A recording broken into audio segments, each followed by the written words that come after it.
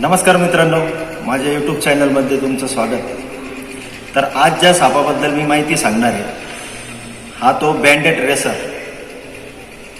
जो एकदम नागासारखा दिसतो, ज्याला मराठीमध्ये धूळ नागिन म्हणतात, हिंदीमध्ये याला नागिन म्हणतात. तर जे पिक्चरमध्ये तुम्ही बघितलेलं असतं नागिन, तर हिने जर समजा नागाने जर समजा फन नाही काढला तर तुम्हाला तो पूर्ण धूळ नागिनसारखा दिसेल. आणि बरेच सर्पमित्रांचा मृत्यू झालेला आहे नाग साप चावून, का धूळ नागिन आहे, चला पकडूया म्हणून. हा ज्यावेळेस लहान असतो त्यावेळेस याच्यावर हा थोडा ब्लॅक कलरचा असतो, त्याच्यावर थोडे बँड्स असतात. थोडा मोठा झाल्यावर चॉकलेटी होणार, सफेद सफेद बँड्स राहणार, हे असे बँड्स राहणार. आणि पूर्ण मोठं झाल्यावर पूर्ण प्लेन होणार, पूर्ण एकदम. आता हा थोडा छोटा असल्यामुळे याच्यावर थोडे बँड्स आहेत, तर ते पूर्ण प्लेन होणार. आणि जाड जो होईल तो आपल्या जे दोन बोटं असतात, दोन्ही बोटं मिळून जेवढा जाड होईल तेवढं याची साईज असते.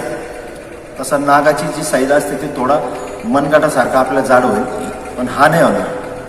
याची जी हाईट आहे हा जास्तीत जास्त 4.5-5 फुटापर्यंत वाढतो. नाग 6.5-7 फुटापर्यंत वाढेल. तर जे परफेक्ट सर्पमित्र असतात ते बरोबर ओळखतात नाग कोणता आणि नागिन कोणती. तर ज्यावेळेस मी याला रेस्क्यू केलं, मी तर लगेच याचा चेहरा बघितल्यावरच ओळखलं नागिन. चिन्ह आहे का? धूळ नागिन आहे. हो का? एक्सपर्ट आहे तो. तेवढे व्हिडिओ बँडेड रेसर आहे, धूळ नागिनी म्हणून याला हिंदीमध्ये नागिन म्हणतात. तर 1% सुद्धा विष नसतं, जरी चावला तरी तुम्हाला काहीच होणार नाही. पण जे गावातले लोक असतात, शेतकरी लोक, ज्यांना हा साप चावलेला आहे, त्यांचा मृत्यू झालेला आहे. कशामुळं? का घाबरल्यामुळे. आपल्याला नाग चावला, त्यामुळे घाबरूनच त्यांना अटॅक आलेला आहे भरपूर जणांना. तर सेम नागासारखा दिसतो बँडेड रेसर, धूळ नागिन, एकदम सुंदर साप, बिनविषारी साप. पण याची संख्या लोकांनी मारून मारून कमी करून टाकली. थोडा रिअर आहे नागापेक्षा. समजा 10 नाग पकडले तर त्याच्या मागे 1 पकडत असतो मी हा. कारण याची जी संख्या आहे अंडे देण्याची, 8 ते 10 पर्यंत हा अंडे देतो. आणि जो नाग असतो तो 30-40 पर्यंत अंडे देतो. त्याच्यामुळे याची संख्या थोडी कमी आहे. थोडा रिअर आहे, जास्त पण नाही. तर खूप सुंदर साप असतो.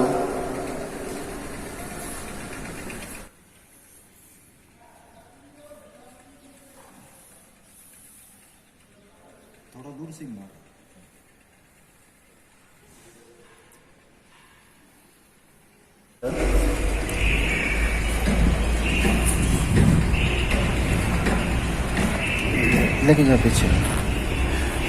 जर हा चावला तर कोणाला काहीच होणार नाही. जिथं लाल माती असते, जिथं लाल माती आहे, लाल विटकारा जिथं आहे, तिथं हा जास्त आढळतो. तिथं राहणं पसंत करतो लाल मातीत. आणि बँडेड रेसर का म्हणतात? कारण जी सापांमध्ये सगळ्यात फास्ट धामण जी आहे रॅट्सने, सगळ्यात फास्ट पाळणारी. पण कधी कधी हा एकदम फास्ट पाळणार, अशी धुळीमध्ये माती उडवत पाळणार, त्यामुळे याला धूळ नागिन हे नाव पडलेलं आहे. तर याला नीट बघा, नीट ओळखा का कसा दिसतो म्हणून. तर अजून काही याच्यात सांगायचं राहिलं असेल तर मला तुम्ही कॉमेंट बॉक्समध्ये विचारू शकता. मित्रांनो, कृपया याला मारू नका. तुम्हाला दिसलं तर तुमच्या जवळील सर्पमित्राला बोलवा. आणि कोणी पण एखादा म्हणत असेल मी साप पकडतो, तर त्याला साप पकडू देऊ नका. जो खरा सर्पमित्र आहे त्याला साप पकडू द्या. कारण एखाद्या वेळेस त्याला साप चावू शकतो. जो हुशार परफेक्ट सर्पमित्र आहे त्याला साप पकडण्यासाठी सांगा.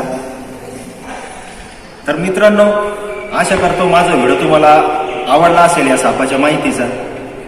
तर माझ्या चॅनलला सबस्क्राईब करा, लाईक करा, शेअर करा. आणि व्हिडिओ जो आहे माझा शेतकऱ्यापर्यंत पोहोचवण्याचा सर्वसाधारण माणसापर्यंत पोहोचवण्याचा, जेणेकरून सापाची माहिती होईल, ह्या सापाची तरी माहिती होईल. बरेच लोक याला नाग समजतात आणि हा साप चावल्यामुळं भरपूर लोकांचा मृत्यू झालेला आहे, घाबरून अटॅक येऊन. तर भेटूया पुढच्या व्हिडिओमध्ये दुसऱ्या सापाची माहिती घेऊन किंवा दुसऱ्या सापाला रिलीज करताना, रेस्क्यू करताना. जय हिंद, जय महाराष्ट्र, जय भारत, जय औरंगाबाद.